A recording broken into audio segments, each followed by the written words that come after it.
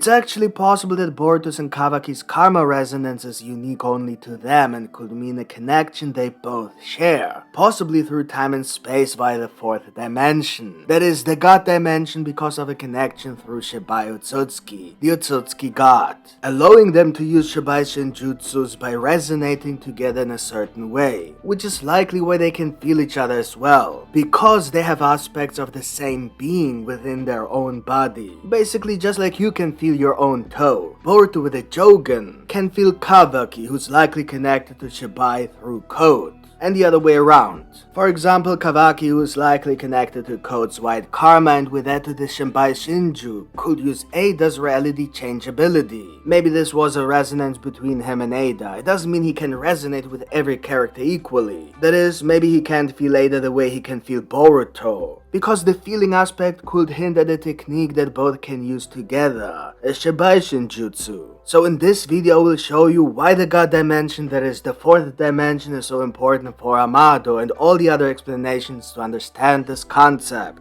especially the karma fusion.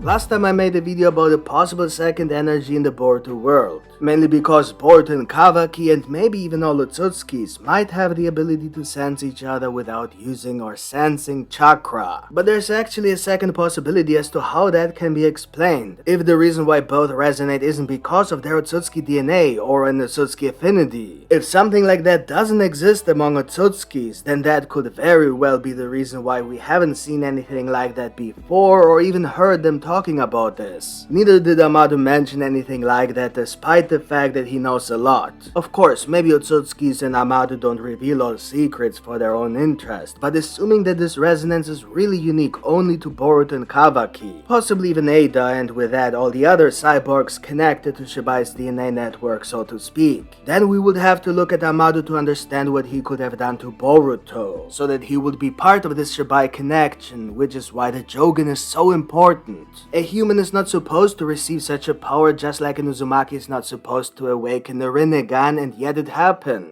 Because someone else interfered, Nagato and Madara. So someone else must have interfered with Boruto. In a way it's even poetic, because Nagato was indeed considered to be the child of prophecy and later part of the children of the prophecy. But now we have that blue-eyed boy termed by Momoshiki, which then resonates with the blue-eyed boy from the prophecy. Boruto combines the fate of both children of the prophecy. Just like Nagato, Boruto lost everything, but instead of becoming the next pain, he brings love. Just like Naruto did, and on top of that, they are all three Uzumakis. Is this really a coincidence? Anyway, back to the jogan. The only place where we have seen a bunch of jogans was in the God dimension surrounding an Otsutsuki god. And the only non-Otsutsuki god that we know of is Shibai. The only confirmed character who was in contact with Shibai's body in some way was Amado, who happens to have taken all these abilities and given them to his cyborg so that they somehow connect to each other and interact with each other in certain ways that look natural, but are most likely pursuing the goal of reviving Amado's daughter. For example, it's likely that Amado knew Code would see that vision of Ishiki, and with that, it's assumable that because not even Ishiki knew about the white karma, it's something Amado made up. With that, it's an invention that gives Code a bit of Shibai's power, which is the reason why Code is so strong, even stronger than Jigen, to the point that he was forced to be limited.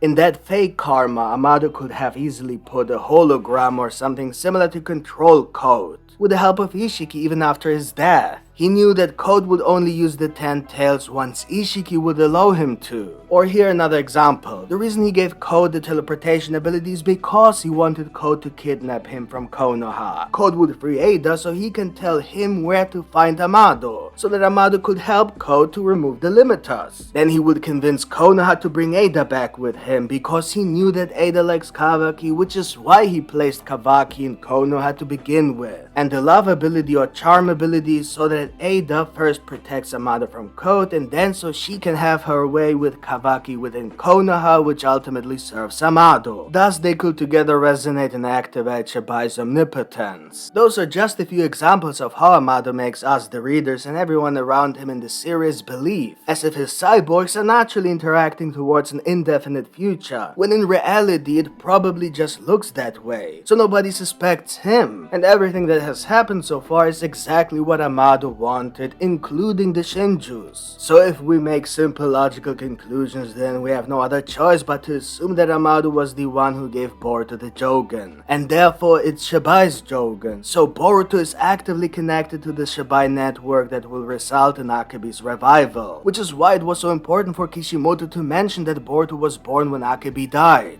Which is why the wish Kawaki had was not just a coincidence. And so the fact that Boruto has the jogan and is the foster brother of Kawaki is likely not a coincidence either. To further understand why Shibai is everywhere in the plot, we have to answer a few questions. First, what happened to Amado's daughter, because it was clearly implied that the cause of her death must be important for the story because it was so unusual. Then we must answer the question of why Amado is interested in the God Dimension, that is mainly in Shibai in that regard, and how that interest influences the story right now. And lastly, how all this explains why Boruto and Kawaki resonate, and ultimately why this resonance will have an effect in the future in regard of bringing Akabe back to life, or whatever Amado's true goal might be. Let's begin with the first question: what happened to Akabe? We know very little, but this little information actually has a huge meaning. Amado confirmed the following: Akabe died without a known reason, and nobody could find out what illness she had, and nobody knew how to cure her. But then he explained that the only reason he went to doctors was because he cared about the established ethics in regard to scientific advancement in terms of cloning. So we know he comes from a time where cloning is well established, which he confirms just a panel later. But then he failed nonetheless, because something about Akabe's death not only surpassed anything doctors could do, but also the laws a normal human can bend in the three-dimensional plane. The way Amado put it, it seems that even an Edo Tensei wouldn't have worked on Akabe, and at this point we should understand that the reason Akabe died could very well be on a level that changed reality itself, similar to omnipotence. With all this, I can only see two conclusions. Number one, Amado is from the future. Number two, Akabe died because someone changed the past. Let me explain. The most prominent evidence is that it's scientifically confirmed in Konoha that Amado's inventions are not from this time, or rather not possible with the current human technology. Despite this, he claimed that 16 years ago, he was already able to perform what even now, 16 years later, still nobody can do. That is, bringing the dead back to life as if they were never dead. Not like Edo Tensei. And if that wasn't enough evidence, he didn't just say he discovered the secret of life 16 years ago, but rather confirmed that he was able to perform such things, which means he was already very experienced, and building this experience logically takes a lot of time, plus the established ethics. So it's not just 16 years ago, his knowledge must go back multiple decades at least. This just doesn't fit to the current present technology, as was confirmed multiple times. Not even Mitsuki, the prime creation of the current human technology, is even as remotely as developed as Amado's clones. Mitsuki is certainly powerful, but in terms of creating real life, Amado just surpasses every imaginable artificial human Orochimaru or anyone else can create. So if Amado is a time traveler, then the reason for his time travel could be the fact that someone already changed the past, causing the death of Akabe. Hence her illness that isn't really an illness. And also the failure of reviving her despite Amado knowing that it should have been possible. You can't revive someone who never existed unless you go back in time and manipulate the past, which is our present time in Boruto, to recreate the condition of Akabe's existence in the future and then summon her through the means of creation itself, with things like omnipotence, the karma personality, and DNA override, and whatever the Shinju is doing. Hence there are two karmas, black and white, yin and yang, the creation of all things, and also the connection to Shibai, the fourth dimension, through the jogan, through Kawaki, through Code, through the Shinjus. It's like a chain. If a change in time occurs, then it expresses itself for us only in the third dimension because the fourth dimension is believed to be time itself. So theoretically, if change occurred on the four-dimensional plane, such as time manipulation, then you can only change the 3D world back from the fourth dimension, or with powers originating from or interacting with the fourth dimension. It's like with the lower dimensions. If you are a 2D being, you will always experience only the 2D world.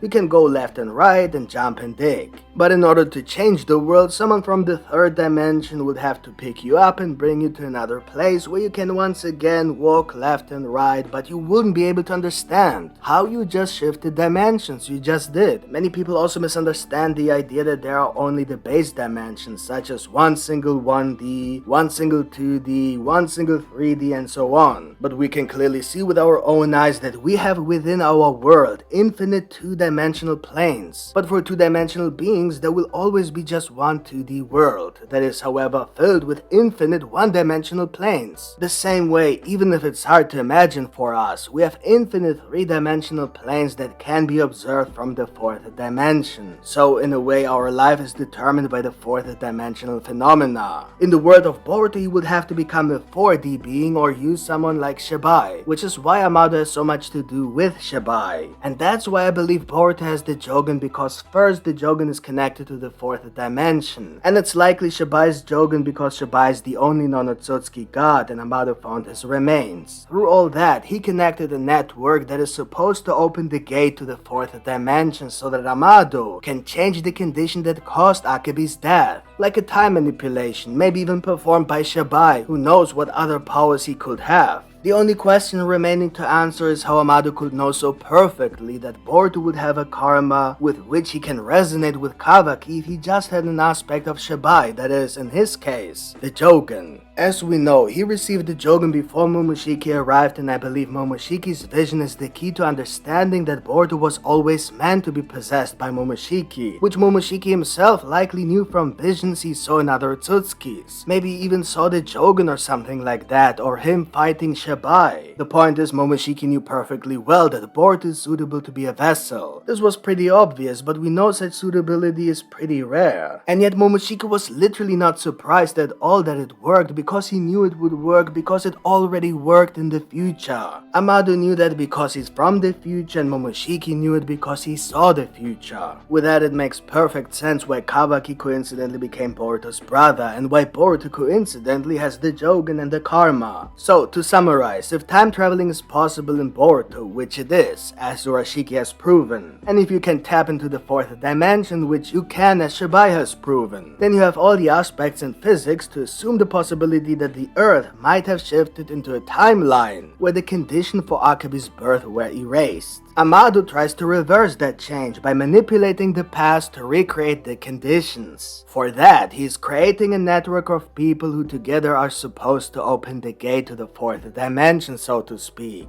so that Amado can change the three-dimensional plane back to where Akabe existed. Code is the connection to Shibai through Shibai's DNA and the Shinjus. Kawaki is the connection to Akabe through the karma. And Boruto is the connection to the fourth dimension itself through the jogan. However, a resonance usually occurs if two things can fuse or combine their strength in certain ways or simply interact somehow. So aside from the connection through Shibai, they might actually be able to use it for their own benefit if they just get their nonsense together. Just like Naruto and Sasuke are stronger together and have a specific jutsu they can only use together, so could the same be the case for Boruto and Kawaki, once again another reference to the original Naruto series. For example, closing the gate to the fourth dimension or sealing Shibai in the fourth dimension. Something like that. Just like Naruto and Sasuke sealed Kaguya. And that's it. So what do you think of this new Boruto theory? Let me know in the comments. And if you want to see more Boruto videos, especially Boruto 2 Blue Vortex manga videos, then subscribe to this channel with the notification bell activated for more videos. Thank you for watching and see you next time. Bye!